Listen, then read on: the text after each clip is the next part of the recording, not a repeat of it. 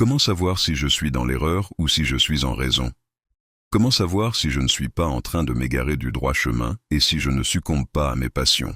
La réponse à ces questions se trouve dans le Coran et la Sunna. Si le Coran et la Sunna te contredisent, c'est que nous sommes dans l'erreur. Si nous ne voulons pas nous égarer, nous devons rester sur ce droit chemin.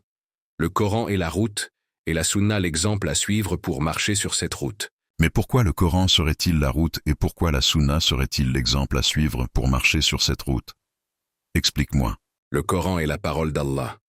La parole d'Allah est notre chemin, car c'est lui le Seigneur des mondes que nous devons écouter. La Sunna est la parole du prophète qui lui est guidé par Allah. Il nous montre l'exemple à suivre pour marcher sur cette route.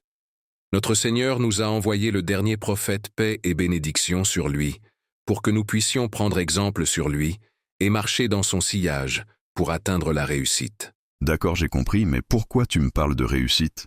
Car le prophète, paix et bénédiction sur lui, n'était pas plein aux as. Et pour moi, la réussite, c'est d'avoir plein de sous, un compte en banque bien rempli, avec une grosse villa et des belles voitures. Si nous voyons la réussite que par des biens éphémères, c'est que nous avons un sérieux problème dans notre foi.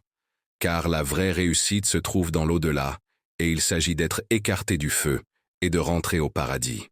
C'est ça, la vraie réussite. Ok, j'entends ce que tu me dis, mais pourquoi alors on est en vie sur cette terre si on ne peut pas en profiter? Si on ne peut pas s'amuser, à quoi ça sert d'être ici? Nous sommes sur cette terre pour passer un examen. C'est une épreuve, c'est pourquoi nous sommes ici. Le résultat final se trouvera dans l'au-delà, quand on passera à notre propre jugement, car cette vie terrestre est éphémère. Ok. Mais as-tu une preuve de ce que tu racontes? Car, à ce que je sache, tu n'es qu'un être humain, et tu commets des péchés comme moi.